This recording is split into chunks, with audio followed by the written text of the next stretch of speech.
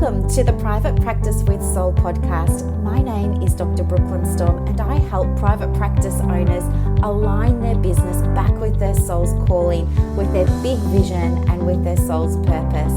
Unlike other private practice coaches, I've traveled the world in search of spiritual resources, spiritual tools, education and information so that you can have the transformation that your soul desires and needs so that you can up-level your business.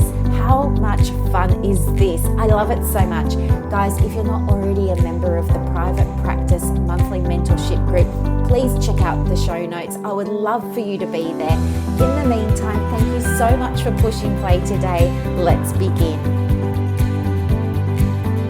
Good morning, everybody, and welcome to another episode of the Private Practice with Soul podcast. I'm your host, Dr. Brooklyn Storme, and thank you for pushing play on yet another episode. I'm so pleased that you're here, and thank you also to our very new listeners and new subscribers. I hope that you love it here as much as I love putting these episodes together for you. You know, I think we've got over 250 or something now, so do feel free to scroll back over past episodes if you need something, because there's a really good chance something is there. So today I want to talk with you about Facebook groups. Okay, this is a huge thing, and I think it's an underutilized way of building your visibility and generating inquiries. And if you're in private practice and you're struggling to generate inquiries, then this can absolutely be a fantastic tonic for that. Why? Because it lets people get to know your style. It gives you an opportunity to connect with people in an ongoing conversational kind of way. And that's really, really cool, because in our world, we're all about creating those deeper connections, right? So I'm not going to be the guru and tell you how you should do it, but what I can do is share my experience, because I want to be real and raw and honest, because I don't want anyone to be under any misapprehension that groups are the best thing in the world and they're so easy to do, because the reality is they're not. Now, if you've been with me for a while, you will know that I've had a number of groups and, some of them were more successful than others, but I think you have to be very, very, very, very clear about what your intention is before you start it. Now, the very first group that I started was called the Manifestation Playbook, and I started that because that was during the period in my career where I was rebelling against, the system. I was rebelling, and I was saying to all of the evidence-based proponents, hey, you should absolutely be looking at the woo, because there is so much overlap, like evidence-based and woo, like anything in life, more similar than they are different. And so that's why I started it. I wanted to rebel, and I wanted to, I had a proving energy at that stage. I wanted to prove to everybody that this works. I wanted to prove that it was still grounded in science. I wanted to prove. So that was my energy. Plus, I just wanted to have fun with people who were also interested in manifesting at that time. And so I just started a little group. And you know what? It had maybe when you begin a group, you have to invite a couple of people into it so that, it is actually a group. So when you set it up, you need to be able to invite a couple of friends on your friends list. So that's what I did. I invited a couple of people in on my friends list, and then we just started playing with all these different processes and tools for manifesting. And before I knew it, people were saying, oh, can I bring my other friend? She'd really love this, and he'd really love that, and they'd really love this. And so the group kind of grew, and I think it sort of capped out at about 400, which to me just felt like so many people, because I was thinking to myself, oh, if I had 400 people in an auditorium and I was talking to them about manifesting, that'd be quite a big audience. And that felt so good. What happened then, though, was towards the end, so I had the group, I think maybe 12 or 18 months, and it was just a member was joining, every couple of days. It was very slow growth, but there was a lot of activity in that group. It was highly engaged. Everyone was sharing their results. I was running challenges all the time, free things all the time, paid things all the time. And it was just a high vibe place until I moved, more into, well, how can I make this group feel a little bit more businessy, because I'm preparing to leave psychology. So it was a few years ago, and what I did was I signed up for another coaching program. I signed up for a group coaching program on building out your Facebook group. And in that training, they said, you know what, just cancel the group that you've got because it's not very serious and it's not very businessy. So just cancel that group. So that's what I did. I archived the group. And then I was, advised, just start a brand new group and make it really businessy. And, I wanted to call it something about manifesting in business, but the group coach at the time, he was like reviewing everyone's titles and suggested I'd be more successful if I called it, what was it? Oh, Business Unleashed or something like that. And I said at the time, this doesn't feel right for me because, I'm more a woo person. But anyway, I was trying to be coachable, so I went along with it and I did it. And he had some strategies for growing a group that were brand new to me that also didn't feel right, but I did them. And I just wanted to follow everything to the letter because I wanted to be successful. I knew he had created success.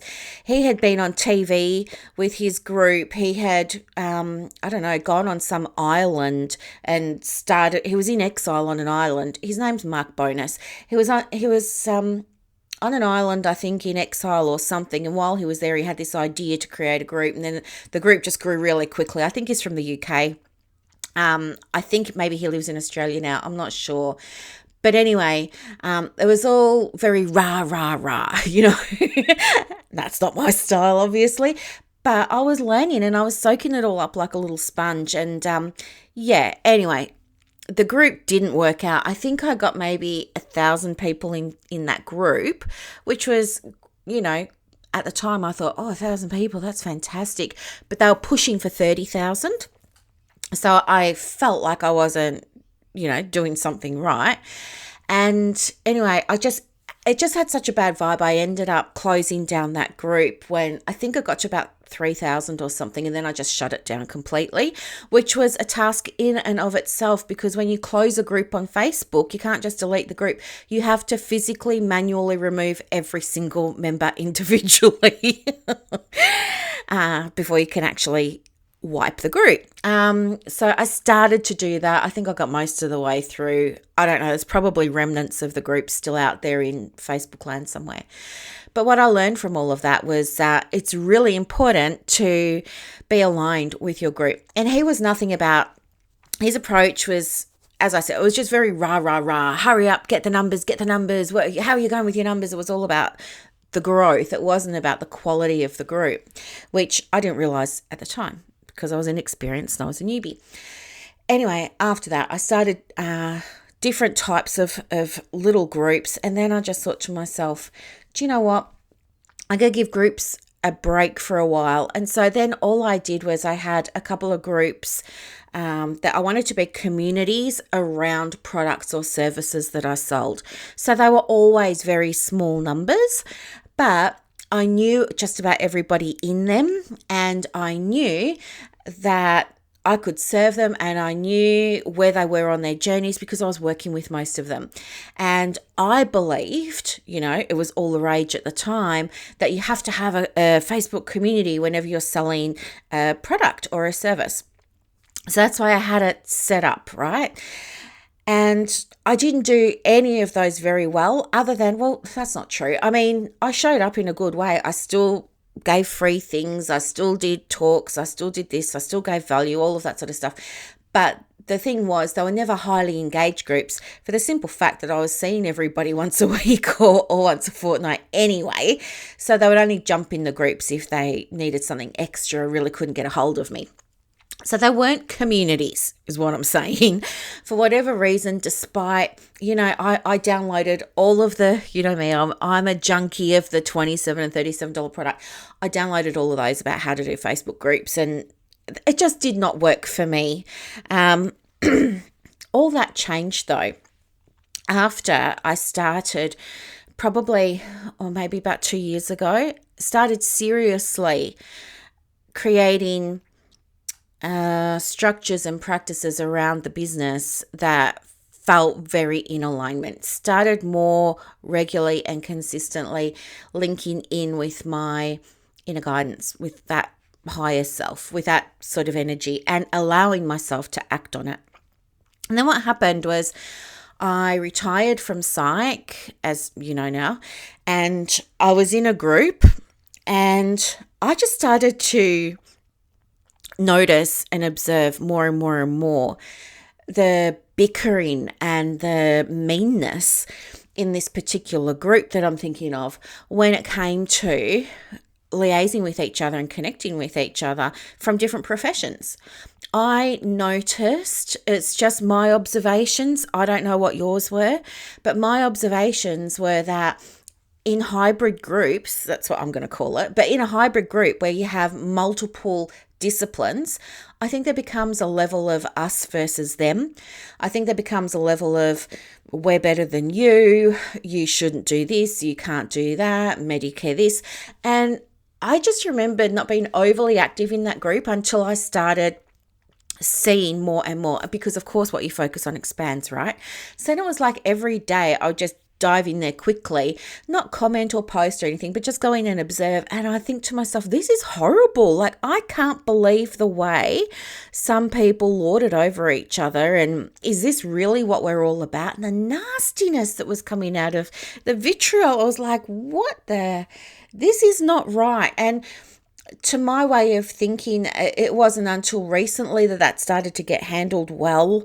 But I remembered being then identifying it as a counsellor and being on the receiving end of comments that some people were making, mostly women, were making about counsellors and to counsellors and all of this sort of stuff. And it really bothered me to the point that it motivated me to want to do something about it. So then I started posting in that group about things like Medicare and about things like equality and stuff like that. And I started to get a bit of momentum and encouragement from the feedback that I got from those posts privately and publicly on the post itself. But people started messaging me saying, how come this is allowed to go on and da-da-da-da-da. So then I went on a little bit of a mission, and I wanted to find a group that was just for counsellors, where psychologists and social workers couldn't enter, because it was so interesting. But I don't know why, but I realised that you cannot join a group for psychologists unless you are a psychologist. So those psychology groups don't have, other professions in them. Same for the groups that are just for social workers and just for accredited mental health social workers. Yet there was not one single group that I could find that was just for counsellors that tried to keep that space clean and safe and, just for them. This is like everyone else had a space. So I thought, blow it, I'm going to do it. But part of me was saying, there must be a reason why no one else has done this. But then I just thought, no, I'm going to do it. So that's what I did. And I set up this group just for counsellors. And you know what? In the beginning, it was slow growth. Like I don't have my phone in front of me, but I think I've only had the group about 18 months now. It was slow growth at the beginning, really slow growth, because of course you can't advertise it anywhere. You can't promote it anywhere. And I was thinking, that's all right. I trust that word of mouth is going to spread here. And then what happened was I started doing a bit of paid advertising and letting people know, this is available and that's available. By paid advertising, I mean going into another group on Facebook where my, counsellor audience was, and asking admin, for permission to do a promo post and checking what are the rules and how do we do this and all of that sort of stuff. And I did that. And that's how I drew awareness to the fact that I had this group. And anyway, so the group kind of grew, and to be honest with you, the numbers, they always come in small. For me, my history with groups is the numbers always just sort of trickle in. And I remember I was attracting maybe 2 or 3 people a week, if that. My welcome posts were to, 2 or 3 people, not to 30. And I was showing up, I was delivering, I was doing all of the things. And, for a while there, I was thinking how much I loved being in my group. But the other part of me was thinking, but I know there are so many counsellors out there. Where are they? And how come they don't know about me and what's going on? So that was in the back of my mind. But then I just decided to really lean into my message more. And so for that reason, I created a manifesto for the group and I shared it with the group, and everybody loved that. And that resulted in more people understanding my vision for the group. And from there, people started to invite friends in, more friends in. And so then it was a very slow growth. And then all of a sudden, it just exploded. I remember one day I was sitting there and I was tracking my numbers. And then it was like there were an extra 100 requests to join the group. I'm not joking. That was legit. 100 requests on the nose. It was that exact figure, not 97, not 105. It was 100 new requests. And I remember thinking, oh, this must be a mistake. Like, where have all these requests come from? And so I was approving them. And I went into the group, later that day, and I said, hey, we've just had 100 people join. How did everybody find out about the group? And it turned out that somebody went and shared it on their page in a group that they run. And I had no idea about this. It was a group for counsellors and other professions, but this lady had gone and mentioned in the comments on somebody was asking about private practice or something. This lady said, oh, you should go over to Brooklyn's group. Here's the link. And she'd shared the link and 100 people came over. And that was the start of the group growing, because what happened was I was showing up in that group every single day, and every time somebody made a comment or a post, I would go in and I would like it and I would reply. I would like it, I would reply. I would like it, I would reply. So it was always me sort of doing the heavy lifting in that group until the numbers got to 300. And 300 is the magic number because once you have 300 in the group, well, this was my experience, the group just took on a life of its own, honestly. I was able to step back. They all started commenting on posts instead of me. They started posting instead of me asking them to post. They all started supporting each other, sharing resources, and it became a community when we hit the 300. So it took maybe, I want to say 9 months to hit the 300 mark. 9 months. It's now currently at 1,200, and that's without any advertising or anything like that. It just grows now out of word of mouth. But I wanted to share this with you. Oh, and we've created like this really, really, really, really beautiful supportive community. And guess what? Every single day I go into that group to check on everyone, make sure everyone's okay, feeling supported. But you know what?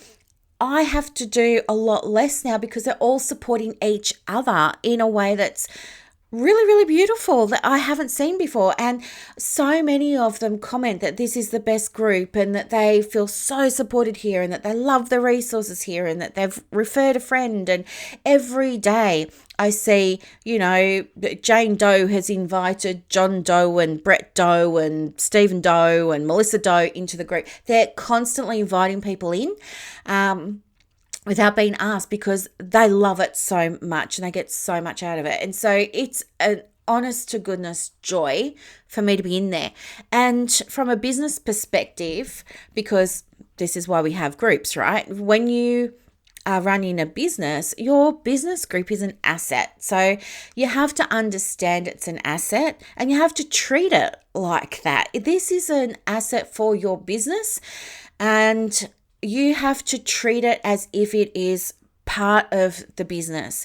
Now, yes, it's a pro bono part of the business that you do, and you do it out there in goodwill, but you also understand that by you being present in your group, you're giving people a chance to get to know you, like you, trust you, build that relationship with you. And when they are ready, they are going to approach you first when they need help, or they're going to ask you in the group for your help, things like that.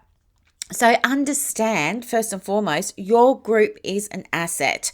And here's some quick tips that I can share with you as well.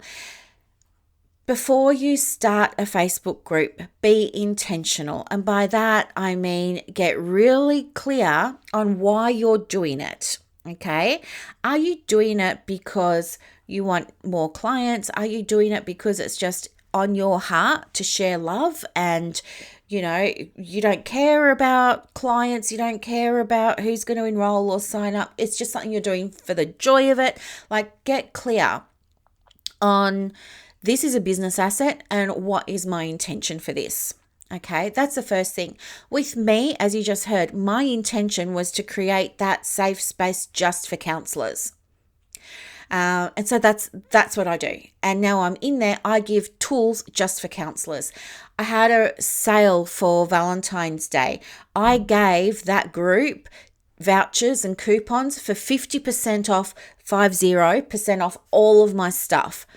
I have another group and I gave them 15% off. Why did I do that? Because I stand for the counsellors. I want to make sure that those counsellors are looked after, and they've got some catching up to do. I think everybody will agree when it comes to being able to access resources. So I want to give them that opportunity to catch up to everybody else. Okay. So that was my intention with my group. And because that's my intention, and because it aligns with me to create a safe space for them, it doesn't feel like work for me to show up and do stuff for them every single day. It doesn't. It's a joy. And so get really, really clear on your intention, number one.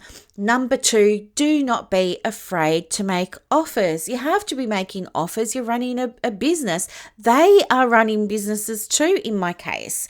Think about your group. Like, if you were going to have a group, what kind of mindset things hold you back from making offers? So I have seen, just using my business as an example, of course, I have seen people be really nasty and really mean when other psychologists, social workers or counsellors go to make offers or go to promote stuff or go to sell stuff. People are saying, you're just in it for the money, you're grabbing money, this isn't fair, is it free? Like, there's one guy, and he's in a lot of the groups that I'm in, and every time I go to offer something, whether it's, letting them know it's a podcast or letting them know, hey, I've got this resource for you, he will often be the first one to comment, and he'll go, is it free? I just think, okay. And then, do you know what? I say, yeah, this is free, or no, it's not. And do you know what? A couple of weeks later, I see him asking questions about the very thing that he wants a solution to the problem that my thing was giving him, but he won't pay for it. He thinks everything should be free. So anyway, get your money mindset right and set up expectations with your group about the types of offers you'll make and how often you're going to be making them. And you can do that in the group description. So the group description is a great place for you to say, hey, I want to support working mums, and from time to time I will be inviting you to join me in my 8-week coaching program. And if you're not okay with me inviting you to this coaching program, once every 6 to 8 weeks, maybe this isn't the group for you. That's fine. Or maybe you can just ignore that post when it comes up. That's fine. But we don't need nastiness and meanness. And you have to contain it by letting people be clear right from the start that you will be making offers, invitations, having sales, having promotions, whatever language works for you. Just let them know. I think it's when people get caught off guard that they feel like there was some sneakiness or some underhandedness, but be transparent. So you might want to say, once a month, I'm going to invite you to join a particular program, product, service that I'll be putting together for you. And, I really look forward to working with you in it. Just be upfront, okay? That way, as I said, there's no surprises. The other thing to understand too about Facebook groups is you need to have really, really clear guidelines and clear rules around the group and what you want it to do and not do. So, for example, with the ACPPO, that's the Counsellors Only group, I wanted to build a community. So I've made it like a community. People come in and they chat and we have posts where they sharing gifts or pet selfies or this or that. And it's like a big community. And I'm sure if we all got together at some big stadium somewhere or some big conference hall somewhere, I'm sure we would all stay up all night long, carrying on, getting along with each other, because it's kind of like a family now. There's some people in there that kind of have certain roles. You know who the mum types are, who the accountant types are. We're getting a feel for everybody's role in the community, and it's really, really beautiful to see. In this other group that I've recently taken over, it's not a community to me, to the way that I see it. And I'm talking here about the Counsellors Connect Australia group. I do not see that as a community. I see it, it's day and night when I compare it to the counsellors, Australian Counsellors in Private Practice online group that we have. And the reason for that is I think there are so many people in it, and historically it feels to me like it's just kind of been used as a notice board. It's really like, I've got someone to refer, who's taking on a client. Hey, this is my PD, who wants to enroll in it? Hey, I just became a supervisor and I'm accepting new people, join me. I mean, it's just, there's no sense of community. And that bothers me because I want to, I guess I've evolved and I've expanded, and having seen the community over with the counsellors group, I know what's now possible. And I remember historically why I started that. It was to remove counsellors from the toxicity of other groups, like what was going on in the Counsellors Connect group then. But I really want to be able to transform the Counsellors Connect Australia group to a community type group where people get along, where there's no bitchiness, no negativity, no we're better than you, you're worse than us, you're less valued, you're more valued. I don't want any of that. I want it to be a community of professionals that all get along. And now I have a chance to kind of create that. So I know that change isn't for everybody, and some people will just always see it as a notice board group. But I want to, people can still use it for that, that's fine, but I also want to create a sense of community. So for that reason, there's going to be some changes, some nice, easy, light, effortless changes coming up on the horizon for how we do things in that group, because I want to bring people together, and this is an opportunity for me to try and help change the way we see each other and focus on how we can, as different professionals, come together and work together and cross-refer and support each other and see each other's strengths. Do you know what I mean? So I'm just going to try and change it like that. So wish me luck, but I'm always up for a challenge, as you know. The other thing to understand when you have a Facebook group is you need to know that it's not all going to be puppy dogs and rainbows. And I'll give you an example. In the Counsellors Connect group, the other day I was posting and I noticed somebody posted a link to a marketing program. I'm not going to say which one it is. I think I've gone and deleted all of the links now. But anyway, I thought, oh, that's really interesting. Like, they're not allowed to promote stuff in the group without, discussing it first. So I clicked on the link and I was like, yeah, this doesn't feel right. And then I clicked on the profile of the person who posted it, and guess what? Fake profile promoting somebody's private practice marketing. So of course I deleted it straight away. Anyway, a couple of days later, same thing happens. I see the link to this private practice marketing thing pop up and somebody saying how amazing it was. They got so much value out of it. I think it popped up in a post on marketing on Facebook or something. And I thought, oh no, here we go. So I clicked on the profile that had posted it, and again, fake profile. How did I know it was a fake profile? That's a whole other story. Just call it research. Remember, I've got a PhD, so that's 7 years learning how to research. I know how to research. So anyway, deleted that profile, blocked it from re-entering, all this stuff. And then I thought, I'm actually going to go back through the group. And do you know what? I found over 15 instances of this happening, each time with a fake profile attached to it. So anyway, I've decided now that I'm going to have to go back through every single profile in that group and make sure that there aren't any more fake profiles, because we don't want that. So group quality is so important. All right.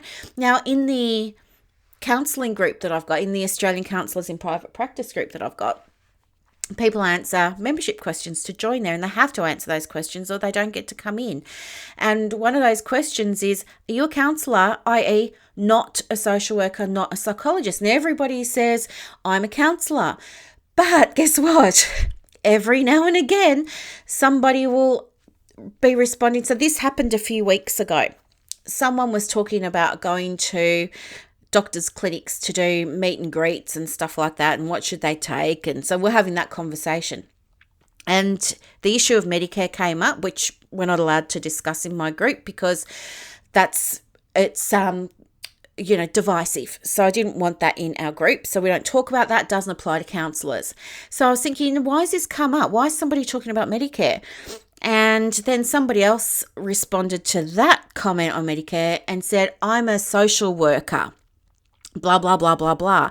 And then somebody else said, yeah, and I'm a psych, blah, blah, blah, blah, blah. So I had to remove those women from the group. And do you know what? Both of them contacted me and said, have I been banned from the group? And I said, well, yes, you have, because you lied. You said that you are not a social worker, or in the other case, you are not a psychologist.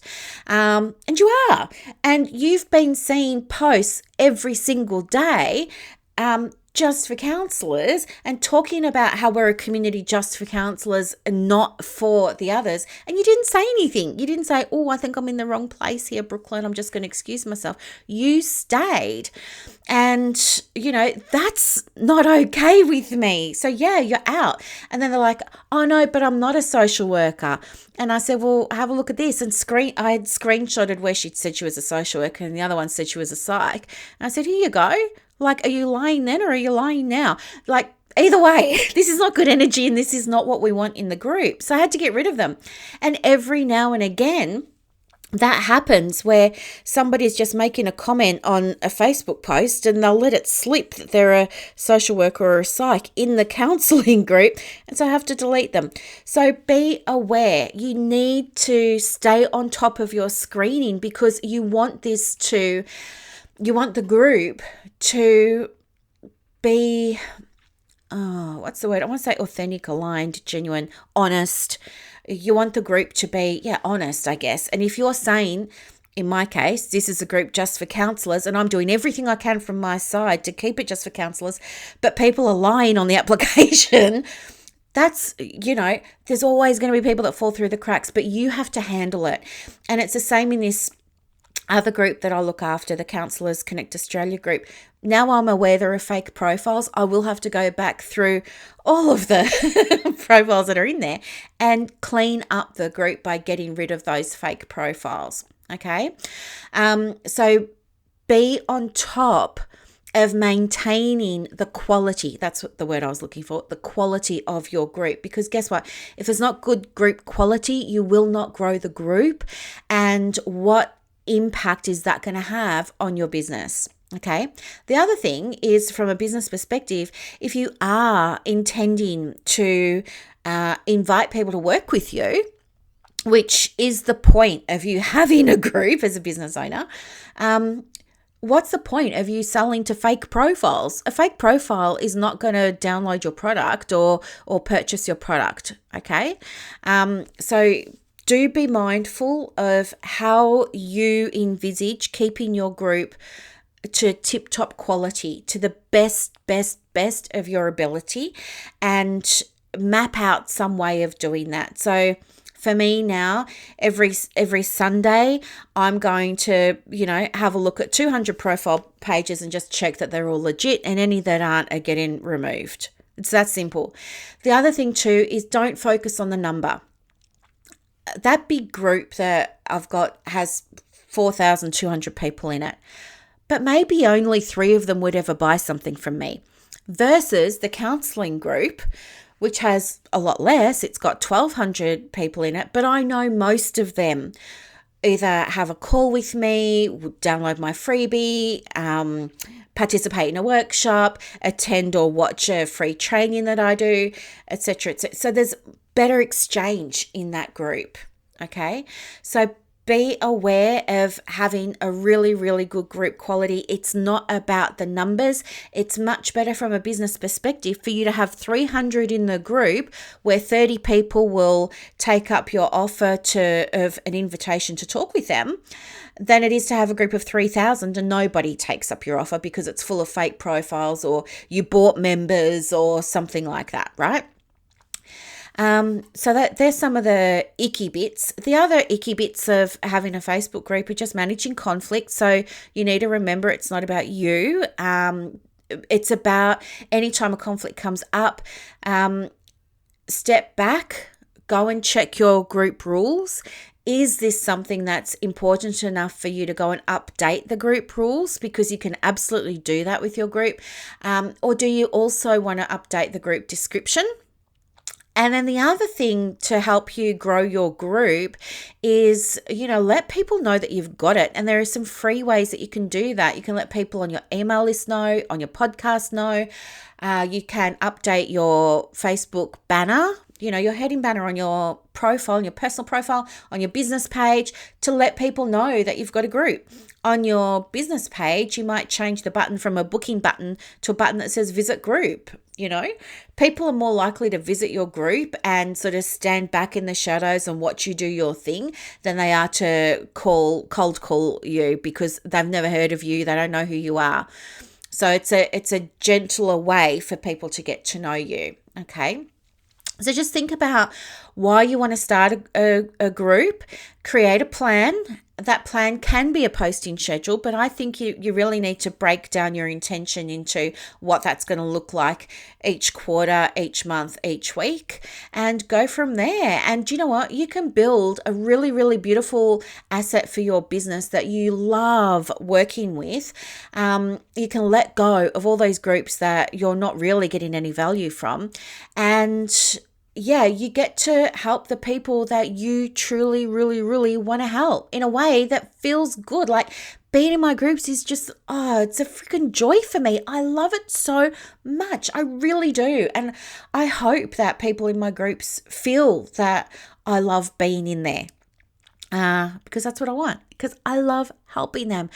So anyway, there's some tips and some insights into what it's like from the beginning stages through to when you've got thousands in your group, just from my experience. And there'll be other people who've got different experiences as well. Oh, the other thing is, I kept my groups to Australia only, or people who were migrating, from other countries to work as counsellors in Australia. I know there are some other groups for psychologists and allied health and social workers and counsellors and that. They accept all requests to join the group. And I know that because I was a moderator for 2 of them. And a lot of the time, those members come from developing countries.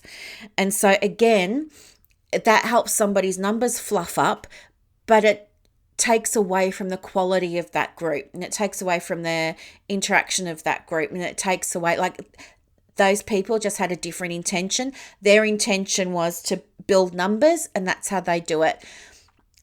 You want to be mindful of who your audience is and who you really want to be serving. So when you start your group, you get to ask 3 questions.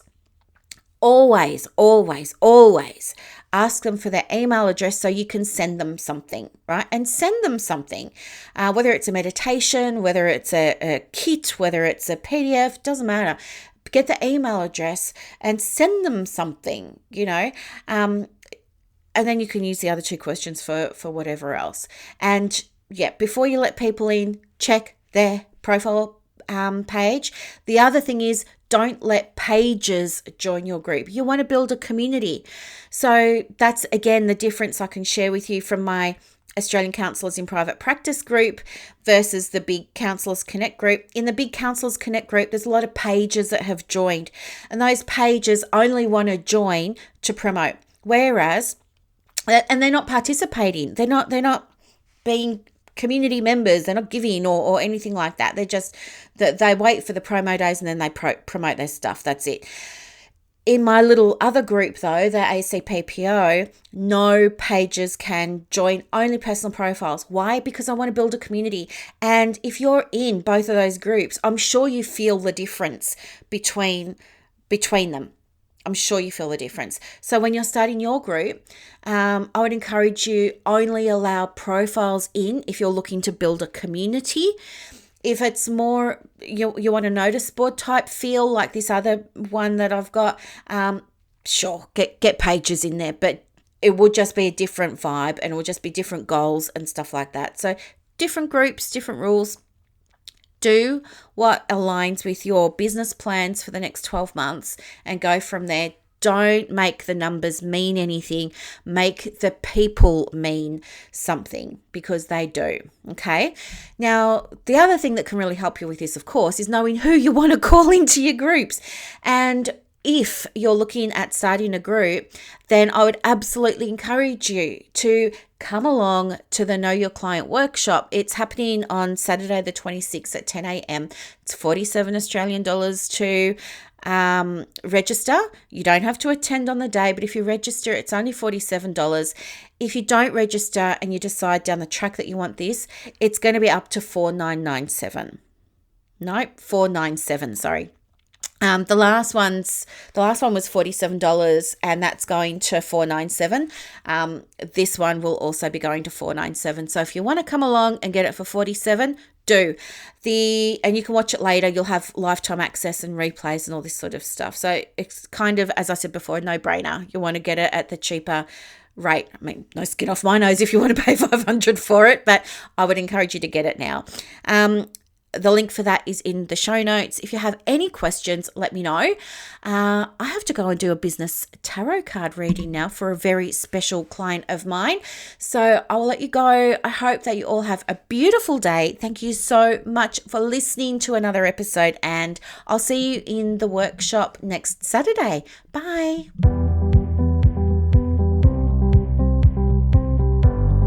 Thank you so much for listening to this episode of the Private Practice with Soul podcast today.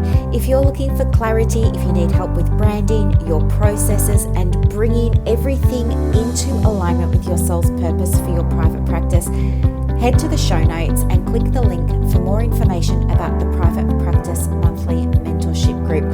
You are going to love it. I can't wait to see you in there. Thanks so much for listening. Bye.